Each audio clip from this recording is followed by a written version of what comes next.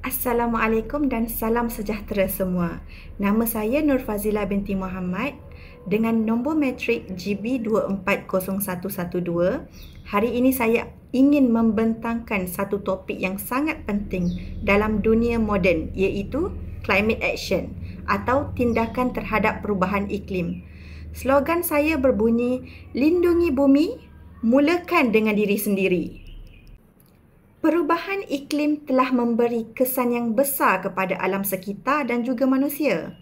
Antara kesannya ialah yang pertama, pencairan ais di kutub dan glasier. Yang kedua, cuaca ekstrim seperti banjir dan kemarau. Yang ketiga, gelombang haba yang melampau. Yang keempat, kemusnahan hasil tanaman. Yang kelima, kehilangan biodiversity atau kepelbagaian dalam kehidupan. Dan yang terakhir, migrasi paksa disebabkan oleh bencana alam. Jadi, apakah itu climate action? Climate action bermaksud tindakan yang diambil untuk mengurangkan kesan perubahan iklim, antaranya mengurangkan pelepasan gas rumah hijau. Yang kedua, melindungi dan memulihkan ekosistem semula jadi. Yang ketiga, menyesuaikan kehidupan dengan perubahan iklim. Dan yang keempat, untuk meningkatkan kesedaran masyarakat tentang isu ini. Jadi, apa yang anda boleh lakukan? Setiap individu boleh memainkan peranan dengan mengurangkan penggunaan tenaga seperti elektrik. Yang kedua, menggunakan pengangkutan yang mesra alam seperti basikal atau pengangkutan awam. Yang ketiga, mengurangkan penggunaan plastik dan hasilkan kurang sisa. Yang keempat, tanam pokok dan pelihara alam semula jadi. Dan yang terakhir, tingkatkan kesedaran dalam komuniti tentang pentingnya menjaga alam sekitar. Terdapat beberapa fakta yang menarik yang perlu kita tahu. Yang pertama, sebatang pokok matang boleh menyerap 20 kg karbon dioksida setahun.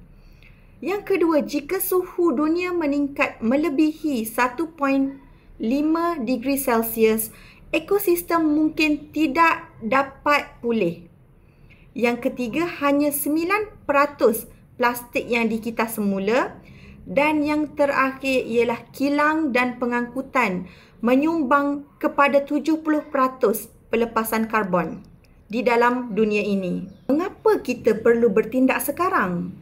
Tindakan perlu diambil sekarang kerana semakin lama kita tunggu, semakin sukar untuk bumi kita pulih.